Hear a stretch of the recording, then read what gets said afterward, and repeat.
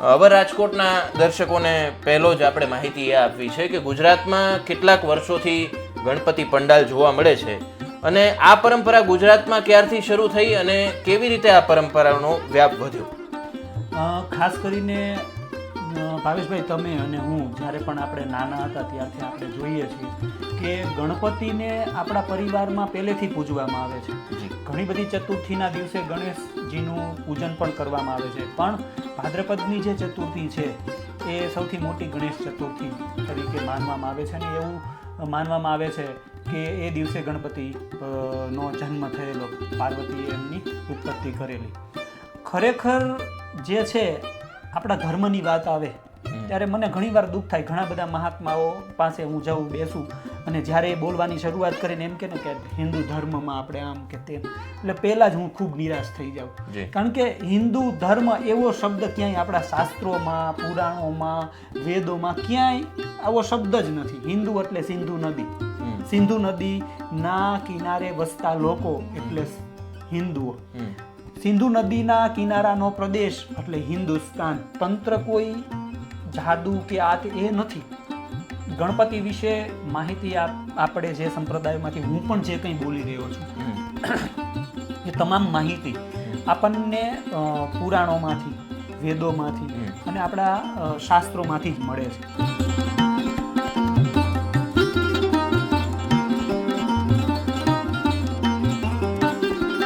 વક્રતુંડ મહાકાય સૂર્યકોટી સમપ્રભ નિર્વિઘ્નમ કુર્મે દેવ સર્વ કાર્યે સુસર્વદા. ગુજરાતમાં ગણપતિ બાપાનું આગમન થઈ ગયું છે અને ગુજરાતમાં હાલ ઠેર ઠેર છે ગણપતિ પંડાલ નખાઈ ચૂક્યા છે. ગણપતિ બાપા મોરિયાના નાદ સાથે દરેક જે ભાવિક ભક્તો છે તે ગણપતિની ભક્તિમાં લીન બની ચૂક્યા છે. ત્યારે આજે આપણે હવે રાજકોટમાં ગણપતિ મહોત્સવની જે શરૂઆત ગુજરાતમાં થઈ તે પરંપરા કેવી રીતે શરૂ થઈ, તે કેટલી જૂની છે, ગુજરાત પહેલા ક્યાં શરૂઆત થઈ, આ સાથે જ ગણપતિનો જે ગાણપત્ય સંપ્રદાય છે, હિન્દુ ધર્મના અલગ અલગ બીજા જે સંપ્રદાયો છે, આ તમામ બાબતે પણ વાત કરીશું. ખાસ કરી અને તંત્ર સાધનામાં પણ ગણપતિનું શું મહત્વ રહેલું છે, આવી અલગ અલગ માહિતી આપણે આજે મેળવવાના છીએ. ત્યારે હવે રાજકોટના સ્ટુડિયો પર આપણી સાથે ધર્મરાજસિંહ વાઘેલા ઉપસ્થિત છે કે જેઓ સુપ્રિન્ટેન્ડન્ટ તરીકે ગુજરાત આર્કાઇવ્સ ડિપાર્ટમેન્ટ જૂનાગઢમાં તેઓ ફરજ બજાવે છે. સાથે જ સાંસ્કૃતિક બાબતો હોય, સ્થાપત્યોનો અભ્યાસ હોય અને કળા જગત સાથે તેઓ સતત સંકળાયેલા રહે છે. તો ધર્મરાજસિંહ, સ્વાગત છે આપનું હવે રાજકોટના સ્ટુડિયો પર. Thank you. હવે રાજકોટના દર્શકોને પહેલો જ આપણે માહિતી એ આપવી છે કે ગુજરાતમાં કેટલાક વર્ષોથી ગણપતિ પંડાલ જોવા મળે છે અને આ પરંપરા ગુજરાતમાં ક્યારથી શરૂ થઈ અને કેવી રીતે આ પરંપરાનો વ્યાપ વધ્યો? ખાસ કરીને ભાવેશભાઈ, તમે અને હું જ્યારે પણ આપણે નાના હતા ત્યારથી આપણે જોઈએ છીએ કે ગણપતિને આપણા પરિવારમાં પહેલેથી પૂજવામાં આવે છે. ઘણી બધી ચતુર્થીના દિવસે ગણેશજીનું પૂજન પણ કરવામાં આવે છે, પણ ભાદ્રપદની જે ચતુર્થી છે એ સૌથી મોટી ગણેશ ચતુર્થી તરીકે માનવામાં આવે છે અને એવું માનવામાં આવે છે કે એ દિવસે ગણપતિ નો જન્મ થયેલો, પાર્વતીએ એમની ઉત્પત્તિ કરેલી. પરંતુ હમણાંથી આપણે જોઈએ કે જે આપણે નાના હતા ત્યારથી આપણે આ જે પૂજાની પરંપરા છે એમાં એક આખું અલગ સ્વરૂપ આપણે હમણાંથી જોઈએ છીએ. મને લાગે છે કે છેલ્લા 10-15 વર્ષથી, કદાચ હું ના ભૂલતો હોઉં તો, કે ગુજરાતમાં ખૂબ મોટા પાયે પંડાલ નખાય અને ગણપતિની સ્થાપના કરવામાં આવે. ઘણી જગ્યાએ 5 દિવસ, ઘણી જગ્યાએ 11 દિવસ, 10 દિવસ ગણપતિની સ્થાપના હોય અને ચતુર્થીથી લઈ અને 14 સુધી ગણપતિની પૂજા કરવામાં આવે અને અંતિમ દિવસે ગણપતિજીનું વિસર્જન કરવામાં આવે. આ જે બાબત છે એ આપણે હમણાંથી જોઈએ છીએ, 10-15 વર્ષથી, મેં જેમ કીધું એમ. પણ આ જે પરંપરા છે એ ગુજરાતમાં 10-15 વર્ષથી આવી, પણ દક્ષિણ ભારતમાં આ પરંપરા ખૂબ જૂની છે અને વર્ષોથી ત્યાં ગણપતિની પૂજા થાય છે અને ગણપતિની સ્થાપના ની જો આપણે વાત કરીએ 10 દિવસ દરમિયાનની, તો દક્ષિણ ગુજરાતમાં પણ એ ખૂબ અતિ જૂની નથી. બરાબર. આ સ્થાપના આપણે એવું જનરલ નોલેજ જ્યારે આપણે ભણીએ ત્યારે એવું કહેવામાં આવે કે 1893ની અંદર બાળ ગંગાધર તિલકે ગણેશ ઉત્સવની શરૂઆત કરી. આ ગણેશ ઉત્સવની શરૂઆત શું કામ કરી હતી? તો કે ક્રાંતિકારીઓને ભેગા થવા માટે અંગ્રેજોએ કોઈ અવકાશ રહેવા નહોતો દીધો. બરોબર, એક કલમ 144 વિશે આપણે સાંભળ્યું હશે. એનું જૂનું સ્વરૂપ એવું કહે છે કે ક્યારેય પણ ક્રાંતિકારીઓ ઉપર દમન કરવા અને એને પકડવા માટે અંગ્રેજોએ એવું નક્કી કરેલું કે 5 માણસો ભેગા થાય તો તરત એને આતંકવાદી અથવા તો ક્રાંતિકારી સમજી અને એને પકડી લેવામાં આવે. એટલે આ લોકોએ પોતાની ક્રાંતિકારી યોજનાઓ બનાવવા માટે, મળવા માટે કોઈ પણ એક માધ્યમ જોતું હતું. એટલે બાળ ગંગાધર તિલકે ગણેશ ઉત્સવ શરૂ કર્યો અને એના માધ્યમથી અલગ અલગ ક્રાંતિકારીઓ ભેગા થતા અને પોતાની ક્રાંતિકારી ગતિવિધિઓની યોજનાઓ બનાવતા. હવે આ જે ઉત્સવ છે એ બાળ ગંગાધર તિલકે શરૂ નથી કર્યો, પણ એને પુનરાવર્તિત કર્યો છે. ઇતિહાસનું એમણે પુનરાવર્તન કર્યું છે. આ પરંપરા પેશવાઓ પણ નિભાવતા, પણ પેશવાઓમાં આ પરંપરા ક્યારથી શરૂ થઈ? તો જીજાબાઈ જે શિવાજી મહારાજના માતા હતા, એમણે મૂળ આ ગણેશ ઉત્સવની પરંપરા શરૂ કરી. મહારાષ્ટ્રની અંદર જ્યારે અધર્મ વ્યાપી ગયો હતો, સનાતન ધર્મ ધીમે ધીમે લોપ થઈ રહ્યો હતો, મંદિરો તૂટતા હતા, એટલા માટે જીજાબાઈએ એવું નક્કી કર્યું કે આ માટે આપણો ધર્મ બચવો જોઈએ અને ધર્મ બચાવવા માટે એમને એમના પુત્ર શિવાજીને તૈયાર કર્યા. હવે શિવાજીને તૈયાર તો કર્યા, ખૂબ સારા લડવૈયા બનાવ્યા. આપણે શિવાજીનું હાલરડું જોયું છે, એમાં તમામ પ્રકારના ભાવો ઝવેરચંદ મેઘાણી એમાં ઉમેરી દીધા છે કે કેવા ભાવોથી શિવાજીનું ઘડતર થયું હતું. પણ એમને લડવા માટે સેના તો જોઈએ. હવે આ સેના ક્યાંથી લાવવી? તો એમને ખબર હતી કે મરાઠાઓ જે હતા, મરાઠા ટ્રાઇબ્સ પણ કહી શકાય, અને મરાઠાઓ જે હતા ત્યાંના, એ ઘણા બધા અલગ અલગ ગ્રુપોમાં, અલગ અલગ કબીલાઓમાં ડિવાઇડેડ હતા. આમને સંગઠિત કરવા માટે એમ જીજાબાઈને એક માધ્યમ જોતું હતું અને આ માધ્યમ એમણે ધર્મમાં પુરાણોમાંથી મળ્યું. કેવી રીતે? તો કે દક્ષિણ ભારતની અંદર એક સંપ્રદાય ખૂબ પ્રાચીન હતો, ખૂબ વિકસિત હતો, ફેલાયેલો હતો, એ હતો ગાણપત્ય સંપ્રદાય. આ સંપ્રદાયમાંથી સંપ્રદાય તો ધીમે ધીમે લુપ્ત થઈ ગયો હતો, પણ એમાંથી ગણપતિ સૌના હૃદયમાં જીવતા હતા. અને તમામ મરાઠા જે આ કબીલાઓ હતા એના હૃદયની જો કોમળ ભાવના કયો તો એ ગણપતિ હતા. એટલે ગણપતિને માધ્યમ બનાવી અને જીજાબાઈએ સર્વપ્રથમ ગણપતિ ઉત્સવ શરૂ કર્યો અને ગણપતિની સ્થાપના કરી. એ બાને અલગ અલગ સરદારો, કબીલાઓના સરદારોને બોલાવ્યા, એમને ક્રાંતિ વિશે સમજાવ્યું, એમને ધર્મના યુદ્ધ માટે તૈયાર કર્યા અને બધાને એક કરી અને એનું નેતૃત્વ બાળ શિવાજીને સોંપ્યું. અને આપ બધા જાણો છો કે 16 વર્ષથી નીચેની ઉંમરે શિવાજીએ પ્રથમ કિલ્લો જીતી અને સનાતન ધર્મની ધજાનું રોપણ કર્યું. આ પરંપરા ધીમે ધીમે શરૂ થઈ. એના મૂળમાં ગાણપત્ય સંપ્રદાય છે.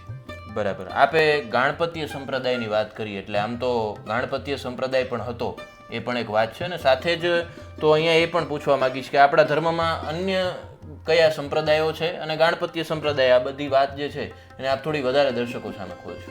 આપે ખૂબ સારી વાત કરી ભાવેશભાઈ. ખરેખર જે છે આપણા ધર્મની વાત આવે ત્યારે મને ઘણીવાર દુઃખ થાય. ઘણા બધા મહાત્માઓ પાસે હું જાઉં, બેસું અને જ્યારે એ બોલવાની શરૂઆત કરીને એમ કે ને કે હિન્દુ ધર્મમાં આપણે આમ કે તેમ, એટલે પહેલાં જ હું ખૂબ નિરાશ થઈ જાઉં. કારણ કે હિન્દુ ધર્મ એવો શબ્દ ક્યાંય આપણા શાસ્ત્રોમાં, પુરાણોમાં, વેદોમાં ક્યાંય આવો શબ્દ જ નથી. હિન્દુ એટલે સિંધુ નદી, સિંધુ નદીના કિનારે વસતા લોકો એટલે હિન્દુઓ, સિંધુ નદીના કિનારાનો પ્રદેશ એટલે હિન્દુસ્તાન. અને એ જે કોઈ પણ ધર્મ સંસ્કૃતિને ફોલો કરે છે એ એટલે હિન્દુ ધર્મ. એવું બીજાએ આપણને કહી દીધું, આપણે સ્વીકારી લીધું અને આપણી મૂળ બાબતને આપણે ભૂલી ગયા. ખરેખર આપણે કોણ છીએ? તો કે આપણે આર્યો છીએ. આર્ય સંસ્કૃતિ હતી અને આર્યોનો ધર્મ સનાતન ધર્મ હતો. આ સનાતન ધર્મ એ આપણો મૂળ ધર્મ છે અને એની અંદર 3 નહીં પણ 5 સંપ્રદાયો હતા. આ 5 સંપ્રદાયો કયા કયા? તો આપણને બધાને તો એવું જ કહેવામાં આવ્યું છે, આપણે ઘણા બધા લોકો જાણતા નથી કે આપણે એવું જ માનીએ છીએ કે શૈવ, શાક્ત અને વૈષ્ણવ આ 3 સંપ્રદાયો હતા અને એના પેટા સંપ્રદાયો, ઘણા બધા માર્ગો છે. સંપ્રદાયનો મિનિંગ એમ થાય કે પરમ તત્વ સુધી પહોંચવાનું માધ્યમ એટલે માર્ગ. માર્ગ એ સંપ્રદાયની જનની છે. એટલે શૈવ, વૈષ્ણવ અને શાક્ત સિવાય પણ સંપ્રદાયો હતા. આપણા સનાતન ધર્મની અંદર પંચદેવ પૂજા ને આપણે માનીએ છીએ. આપણા મંદિર સ્થાપત્યની અંદર પણ મોટા ભાગે જે પણ મુખ્ય દેવ હોય એની સાથે સાથે અન્ય પણ દેવતાઓની સ્થાપના કરવામાં આવે છે અને પંચાયતન સ્થાપત્ય શૈલી વિશે પણ આપ જાણો છો મંદિરની. એ 5 દેવ જ આપણા મુખ્ય દેવો છે. આપણા સનાતન ધર્મની અંદર આ પંચદેવો સિવાય 33 કોટી દેવતાની વાત થઈ છે. આ તો 33 કોટી દેવતા એટલે આપણે એવું માનીએ છીએ, આપણા જનમાનસ એવું સમજે છે કે 33 કરોડ દેવતા, પણ કોટીના 2 અર્થ થાય સંસ્કૃતમાં. 1 કોટી એટલે થાય કરોડ સંખ્યાની બાબતમાં, અને 1 કોટી એટલે થાય ઉચ્ચ સર્વોચ્ચ, એટલે 33 સર્વોચ્ચ દેવતા એવું કહેવામાં આવે. એ 33 સર્વોચ્ચ દેવતા અને આ પંચદેવ, આની આપણે સર્વ પૂજા કરતા. એ 33 જે દેવતાઓ છે એની અંદર હું તમને વાત કરું તો 11 રુદ્રો આવે છે, 8 વસુઓ આવે છે, 12 આદિત્યો આવે છે અને 2 અશ્વિની કુમારો. તમે ટોટલ મારશો એટલે 33 થશે. અને આ પંચદેવો એવી રીતે 33. હા, આ પંચદેવ પૂજાને આપણે ભૂલી ગયા હતા, પણ ઈશ્વર એમાં શિવની આપણા ઉપર, આપણા લોકો ઉપર જે કૃપા કયો કે કૃપા દ્રષ્ટિ કયો કે એમણે ફરી શંકરાચાર્ય સ્વરૂપે આ ધરતી ઉપર એમણે આગમન થયું શિવનું, અને શિવે પાછી પંચદેવ અને પંચદેવની પૂજાને સ્થાપિત કરી. અને આ પંચદેવ એટલે કોણ? તો કે શિવ, વિષ્ણુ, દેવીમાં દુર્ગા અને દુર્ગાના અલગ અલગ સ્વરૂપો, અને સૂર્ય અને ગણપતિ. આ આપણા 5 દેવ છે. અને આ 5 દેવની પંચદેવ પૂજા છે એટલું જ નહીં, પણ આ 5 દેવના પોતાના સંપ્રદાયો છે. એમાં આપને તો આશ્ચર્ય થશે કે એમાં સૌર સંપ્રદાયનું તો ગુજરાત એમ કહેવાય ને, આપણા ઇંગ્લિશમાં આપણે હબ કહીએ ને, એમ સૌર સંપ્રદાયનું તો મુખ્ય કેન્દ્ર સ્થાન ગુજરાત હતું. આપ નહીં માનો, પહેલા હજારોની સંખ્યામાં સૂર્ય મંદિરો હતા ગુજરાતમાં, હજારોની સંખ્યામાં સૂર્ય મંદિરો હતા. અને આજની તારીખમાં પણ સૂર્ય પૂજા કરતા અનેક મંદિરો આપણને ગુજરાતમાં જોવા મળે, જેમ કે મૂળીનું માંડવરાયજી મંદિર, જૂના સૂરજ દેવળ, આપ થાનમાં જાઓ નવા સૂરજ દેવળ, એવી રીતે સૂર્ય મંદિરો અને સૂર્ય પૂજા હાલમાં પણ ગુજરાતમાં થાય છે. અને સૂર્ય પૂજાનું ગુજરાત હબ હતું ને, અહીંયા સૌર સંપ્રદાયનો વિશેષ ફેલાવો હતો. ભલે આ સંપ્રદાય વિસરાઈ ગયો છે, પણ દેવ સૂર્યદેવ હાલમાં પણ ગુજરાતમાં ધબકે છે. ગુજરાતનું મોઢેરાનું સૂર્ય મંદિર તો એનું કેવડું મોટું પ્રમાણ છે. એવી રીતે જે ગણપત્ય સંપ્રદાય દક્ષિણ ભારતની અંદર ખૂબ મોટા વિશેષ પ્રમાણમાં ફેલાયેલો હતો, અને ગણપતિની એ વખતે પૂજા થતી હતી. ચોક્કસ. તો પંચદેવમાં પણ ગણપતિની પૂજા થાય છે એવી આપણે વાત કરી. તો ગણપતિની પૂજા તો થાય જ છે, પરંતુ ગણપતિજી સિવાય એમના જે પરિવાર પણ પૂજનીય છે. હા, તો ગણપતિજીના પરિવાર વિશે આપ માહિતી આપશો. ખૂબ સારી વાત કરી. ગણપતિ એટલે શિવ અને મા પાર્વતીનો અંશ. શિવ પરિવાર એક દેવોમાં તમામ દેવો છે આપણે બધા જાણીએ છીએ, તમામ દેવીઓ છે આપણે બધા જાણીએ છીએ, દેવોના પણ સંતાનો હોય છે. પણ ખાસ કરીને શિવ અને શિવ પરિવાર એક એવો પરિવાર છે કે શિવથી લઈને એમના સંતાનો, પુત્ર, પૌત્ર અને પ્રપૌત્ર પણ પૂજનીય અને એની પણ પૂજા થાય છે. આપે તો ગણપતિના પરિવારમાં, ખાસ કરીને હું તો શિવ પરિવારથી શરૂ કરું કે શિવ, માં પાર્વતી, એમનું પ્રથમ સંતાન એટલે ભગવાન સ્કંદ, બરોબર, એમની 2 પત્નીઓ હતા, બરોબર. અને પછી ગણપતિના પણ 2 પત્નીઓ હતા, રિદ્ધિ અને સિદ્ધિ. હવે રિદ્ધિ સિદ્ધિ એ વિશ્વકર્માના દીકરીઓ હતા. અને વિશ્વકર્મા જ્યારે શિવ પાસે આવ્યા કે મારી આ 2 દીકરીઓનો આ પુત્ર વધુ તરીકે સ્વીકાર કરો, એટલે શિવ પાર્વતી મૂંઝાયા કે વિશ્વકર્માએ એમ જ કીધું કે પુત્ર વધુ તરીકે સ્વીકાર કરો, પણ એમના કીધું કયા પુત્ર વેરે સ્વીકાર કરો. એટલે ગણપતિ અને સ્કંદ બંને આ પિતાની આ ચર્ચા માતા સાથે સાંભળતા હતા, એટલે આવીને કીધું પિતાશ્રી હું પહેલા લગ્ન કરીશ. કાર્તિકેય કે હું પહેલા. એટલે શિવે, આ બધા જાણીએ છીએ આપણે કે પૌરાણિક શિવ પુરાણમાં આ કથાનો ઉલ્લેખ છે કે શિવે બંનેને પરિક્રમા માટે કીધું કે જે બંને જાઓ ને પૃથ્વીની જે પરિક્રમા કરીને પહેલા આવશે એના આપણે લગ્ન પહેલા કરશું. એટલે આ બધા જાણો છો કે બુદ્ધિ ચાતુર્યથી ભગવાન ગણેશે પોતાના માતા પિતાની પરિક્રમા કરી અને આ સ્પર્ધા જીતી એમ કહેવાય. પછી એમના લગ્ન રિદ્ધિ સિદ્ધિ સાથે થયા. રિદ્ધિને ઉત્તર અને દક્ષિણ ભારતમાં રુદ્ધિ પણ કહેવામાં આવે છે, બુદ્ધિ પણ કહેવામાં આવે છે, પણ આપણે જનરલી એને રિદ્ધિ અને સિદ્ધિ તરીકે ઓળખીએ. સિદ્ધિ તો 8 સિદ્ધિઓ છે, આપ બધા જાણો છો, અનિમા, ગરિમા, મહિમા સહિતની 8 સિદ્ધિઓ છે. એ સિદ્ધિના દાતા ગણપતિ છે, એટલે એના પતિ ગણપતિ છે. પણ એ રિદ્ધિ સિદ્ધિ ને ગણપતિ સુધી જ આપણે જાણીએ છીએ. પછી એમ જાણીએ છીએ કે એના દીકરા હતા શુભ અને લાભ. બરોબર, શુભને ક્ષેમ પણ કહેવામાં આવે છે. જ્યારે કાર્તિકેય તાડકાસુરનો વધ કરવા ગયા હતા અને વધ કર્યો એ દિવસે પહેલા જન્મ શુભનો થયો હતો અને ભગવાન કાર્તિકેય તારકાસુરને માર્યો એટલે ભગવાન શિવે એનું નામ ક્ષેમ રાખ્યું. અચ્છા. હા. અને શુભ અને લાભ, એમાં શુભ મોટા ને લાભ નાના, એ બંનેને પણ 2 પત્નીઓ હતી. એના વિશે આપણે ઘણા નથી જાણતા. તુષ્ટિ અને પુષ્ટિ એનું નામ હતું. એના પણ 2 પુત્રો હતા, આમોદ અને પ્રમોદ. હવે આમોદ પ્રમોદ એ ખાલી 2 પુત્ર જ નહોતા, ગણેશજીની એક પુત્રી પણ હતા. એના વિશે શાસ્ત્રોમાં શંકરાચાર્યજી એવું કહે છે કે શાસ્ત્રોમાં ક્યાંય ઉલ્લેખ નથી, પણ લોકમાનસમાં અને દક્ષિણ ભારતમાં અને ગાણપત્ય સંપ્રદાયમાં એના વિશે ઘણો બધો પ્રચાર પ્રસાર પણ છે અને એ દેવીની પૂજા પણ કરવામાં આવે છે. જ્યારે ગણપતિ મહારાજ એમના બેન, એટલે ગણપતિ શિવના ઘણા બધા પુત્રીઓનો શિવ પુરાણમાં ઉલ્લેખ છે, મનસા દેવી સહિત ઘણા બધા દેવીઓનો ઉલ્લેખ છે, પણ અશોક સુંદરી એ નો વધુ ઉલ્લેખ કરવામાં આવ્યો છે.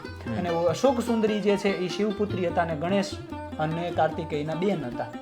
એમાં એક દિવસ રક્ષાસૂત્ર એટલે કે રાખડી બાંધવા માટે ગણપતિ એમની પાસે ગયા અને લાભ શુભ પણ એમની સાથે ગયા હતા. એટલે રક્ષાસૂત્ર બાંધ્યું અશોક સુંદરીએ ગણપતિને. એટલે તરત પ્રશ્ન કર્યો લાભ શુભે કે પિતાશ્રી આ શું? તો કે બેન છે એ ભાઈને રક્ષાસૂત્ર બાંધે છે. એટલે લાભ શુભે એમ કીધું કે તો અમારી બેન ક્યાં? અમારે પણ બેન જોઈએ અને અમને રક્ષાસૂત્ર એ બાંધે.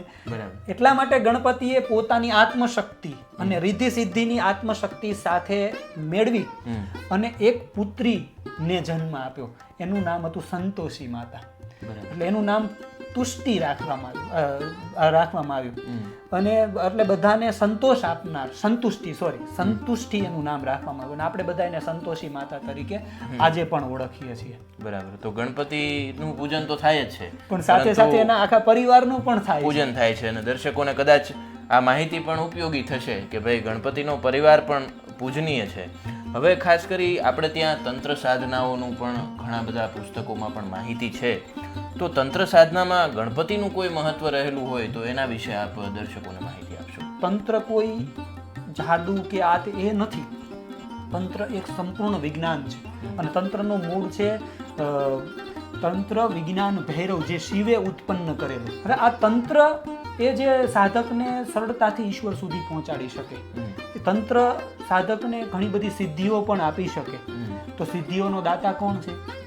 ગણપતિ. બરોબર.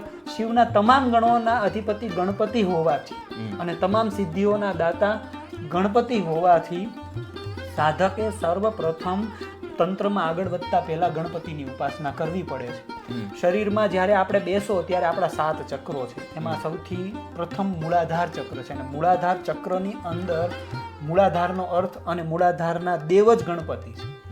હા, મૂળાધારમાં ગણપતિ બિરાજમાન છે. એટલે એની સાધના વગર, એની કૃપા વગર તમારા 7 ચક્રો એક્ટિવ થાય નહીં અને સાધનામાં તમે કેવી રીતે આગળ વધો. એટલે ગણપતિ તંત્રમાં અતિ ઉપયોગી છે. આપ જ્યારે તંત્રની દેવીઓની વાત આવે ત્યારે એમાં સપ્ત માતૃકા સ્વરૂપોની પૂજા કરવામાં આવે છે અને આ માતૃકા સ્વરૂપોની શરૂઆત જ ગણપતિએ કરી છે. અને તમામ માતૃકાઓની ઉત્પત્તિ પાછળ એમાં આપણે એમ કહીએ ને કે એના વિચાર, ગણપતિનો વિચાર હતો. ગણપતિએ પોતાનામાંથી પણ સ્ત્રી તત્વને અલગ કરી અને વિનાયકમાંથી વિનાયકી ની ઉત્પત્તિ થઈ હતી. તંત્ર સાધનામાં સપ્ત માતૃકા પટમાં ગણપતિ હંમેશા બિરાજમાન છે. શક્તિકુંડ આખજ છે, આખજ ગામ છે ગુજરાતમાં. એમાં એક શક્તિકુંડ આવેલો છે જે તંત્ર સાધનાનું પ્રાચીન સમયમાં અતિ મહત્વનું કેન્દ્ર હતું. એ કુંડની તમામ ખૂણા ઉપર ગણપતિના અલગ અલગ 32 સ્વરૂપોની અલગ અલગ મૂર્તિઓ, શિલ્પ સ્થાપત્યના તમામ નિયમોને ફોલો કરીને સ્થાપિત કરવામાં આવી છે અને એ દુર્લભ છે. જેણે પણ તંત્ર સાધનામાં આગળ વધવું હોય અને એ બાબતે જાણવું હોય તો એકવાર આખજના શક્તિકુંડની મુલાકાત લેવી જોઈએ અને એમાં ગણપતિના તમામ સ્વરૂપોના દર્શન આપને થશે. અચ્છા, આપે તંત્ર સાધનામાં ગણપતિનું મહત્વની જ્યારે આપ વાત કરી રહ્યા હતા તો અલગ અલગ નામ આપે જણાવ્યા. વિનાયક, લંબોદર, એકદંત, અલગ અલગ ગણપતિના તો નામ છે. એમાંથી 12 નામ તો ઘણા લોકો રોજ સવારે પણ સૂર્ય ભગવાનને પગે લાગીને લેતા હોય છે. તો એમાંનું એક નામ એવું પણ છે કે ધૂમકેતુ, અને એને એવું કહેવામાં આવે છે કે આ કળિયુગના ગણપતિનું સ્વરૂપ છે. તો જો કળિયુગના ગણપતિનું સ્વરૂપ ધૂમકેતુ છે, તો અલગ અલગ યુગમાં પણ ગણપતિના અલગ સ્વરૂપો હતા કે એના વિશે કોઈ માહિતી હોય? ખૂબ સારી વાત કરી. ગણપતિ વિશે માહિતી આપણે જે સંપ્રદાયમાંથી હું પણ જે કંઈ બોલી રહ્યો છું એ તમામ માહિતી આપણને પુરાણોમાંથી, વેદોમાંથી અને આપણા શાસ્ત્રોમાંથી જ મળે છે. એટલે મુખ્ય ગણપતિ વિશે જેમાંથી આપણને માહિતી મળે છે એ શિવ પુરાણમાંથી મળે છે. ત્યારબાદ ગણેશ પુરાણ અલગથી મોટો પુરાણ છે. એ સિવાય મુદલ પુરાણ છે. મુદલ પુરાણમાં એવું લખવામાં આવ્યું છે કે 4 યુગમાં 4 અલગ અલગ સ્વરૂપના ગણપતિ હતા.